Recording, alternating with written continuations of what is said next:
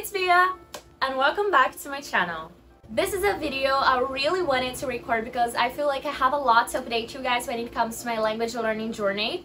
I'm not sure if this video will be long, so I will divide it into chapters, and if you want to know anything specific about my language learning goals, feel free to skip to that part. So let's begin! Well, if you're new to my channel, my target languages are Spanish and Korean, and sometimes I study a little bit of English. Although I started learning English in 2018, I still don't feel like I'm totally fluent. There are a bunch of idioms and phrasal verbs that I don't know yet.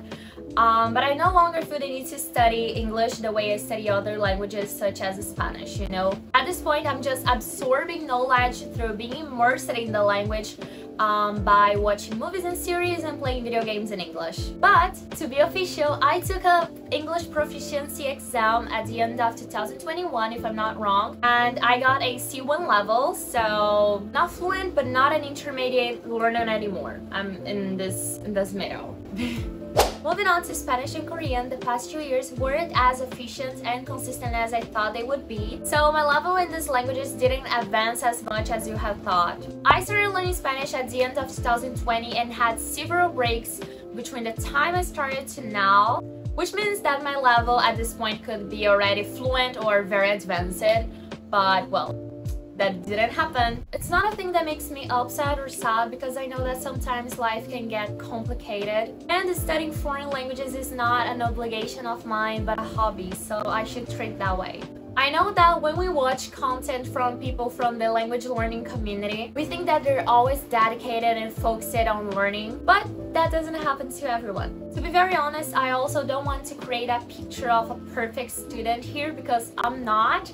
So I don't want you guys to feel like I'm always studying languages or I'm always doing things right, because that's not really how it works. Most of the times that's not how it really works. And I forget how to conjugate verbs all the time. I forget basic words in English, basic words in Spanish, even in my native language, and that happens because it's part of the process of becoming a polyglot. You start to just forget words in random languages, and sometimes you know in a language but you do not know in the other. That happens. It's okay.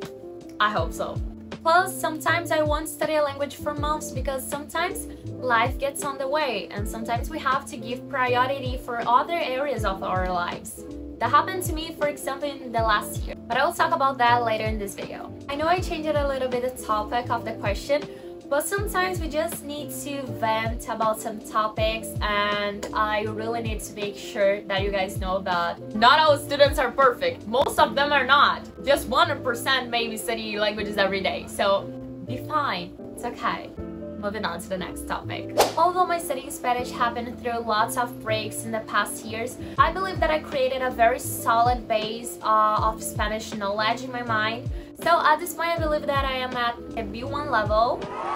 Yeah, maybe B2, but I'm sure that it's B1. I can communicate and understand people well, but I still struggle a lot with verb conjugation because it's very hard. But talking about that, I'm thinking about recording a full video in Spanish because I have no idea. I just thought that it would be very cool, and well, I would make a lot of mistakes in the video, but that's just an idea of mine because I think that would be a good way for me to track my progress and for you guys to maybe practice your listening with my very bad Spanish, or just enjoy seeing me struggling with the verb conjugation in Spanish because that's really tough, really. But I love Spanish. And if you're interested in a video fluent in Spanish, please let me know in the comments, okay? My Korean.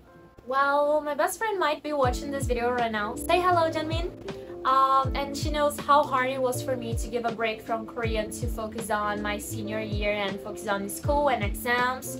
So she understands me better, but I will give you guys some context. I started learning Korean when I was on vacation before my senior year, so that means that at the time I thought that I would be able to study Korean and focus on senior year at the same time easily. Well, how wrong I was. 2022 was a very draining and exhausting year as a high schooler and terrible as a language learner. That's why I decided to restart learning Korean, and this year and look at 2023 as an opportunity of a new beginning for me. I'm really excited about this new beginning because it gave me a lot of motivation to stick to the language and to set up new study methods. My target languages for this year are Spanish and Korean, but I have been watching videos of people studying Italian every day before I sleep, and I have to convince myself every night that I cannot start studying a new language, especially a Romance one, because I am still not fluent in Spanish. So if you see me studying Italian later this year, please send help. I couldn't control it. My goal in Spanish this year is to reach the B2 level and improve my reading and communication skills. I'm still uncertain if I want to take the B2 exam or if I will just wait until I advance my Spanish so I can testify for C1 level. Probably I will take the last option because I don't feel like it would be worth it to invest some money to test my Spanish at B2 level, at least for me now, especially because I would have to dedicate some money for it, and I prefer to just give my money when I reach an advanced level. But things can change, maybe. I'm not sure how it will be. Another goal of mine is to read 3 books in Spanish this year. This one is very challenging, but I got back into reading again and I'm feeling so refreshing and so happy with my reading track, and also because I'm very excited to get to know more about Hispanic authors. I feel I reached a point in Spanish where I can look for romance books that I would read in my native language instead of just going for kids books, for example. So that's why I'm even more excited to start reading. Last but not least, I hope to finish the intermediate Spanish course on YouTube. I think there are over 100 lessons in the intermediate level, and I didn't get even halfway through, but hopefully I will finish this year. Maybe. I hope so.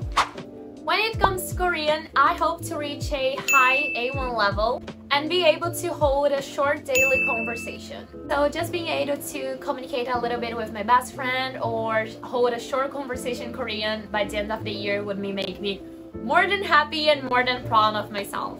For Spanish, I will be using the same grammar book, which is this one that I have used it since I started learning Spanish, because I don't really see the need of buying another grammar book. However, I'm checking some textbooks on Amazon, so if I'm going to get a new textbook for Spanish, for example, you guys will know. I'll probably unbox it on a study vlog or something, so you guys will know about it. So far, I will study Spanish through watching sitcoms and movies to get some expressions and idioms. To improve my grammar, I will use the textbook I just talked about it, and I showed more about this textbook on a video that I talked about how I study Spanish. You can find on my channel easily. Plus, I'll keep making a lot of exercises when it comes to verb conjugation because this is something I struggle a lot with.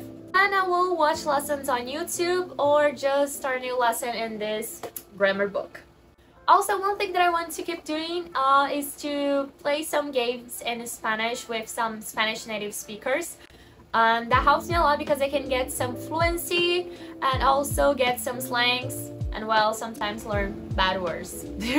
Meanwhile, for Korean, I bought the first book of the Talk to Me in Korean series. Here it is. I've been always very curious about this book, and it has been a very great experience so far. I really hope to finish the first book before May or April, and then I can move to the second one. Aside from textbook and courses, I'll be using the same study plan for both languages. Start a new lesson, study it, use flashcards, talk to friends who speak those languages, and immerse myself in this language until I forget my native language. In Spanish, I tend to practice a lot of my speaking with my friends from Peru, Argentina, Mexico, and Chile while playing video games together. So I use less of my time watching movies or series in Spanish due to the time that I actually devote to speaking. On the other hand, I spend more time consuming Korean content such as K-dramas than actually speaking Korean or speaking to my friend in Korean. I just hope to balance those equations for both languages.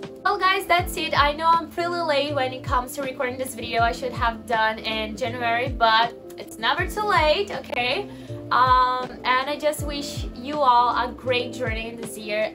Remember that this is not a competition, and if it is, it's a competition with your past self, not with someone else. Remember to enjoy your journey, to learn a language because you are passionate about, because you want to learn more about a culture, because you want to communicate with a friend or anything else, or just because you want to understand what your anime says. Honestly, it's okay.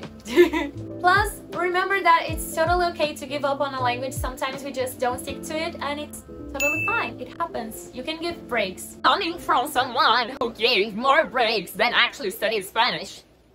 Okay? It works. It can work. Anyway guys, if you like this video, please thumbs up, subscribe to my channel, and please feel free to give me any ideas to record videos. And just remember that I forgot to turn on the lights and this video will be pretty dark, I guess. Anyway, see you in the next video. Bye!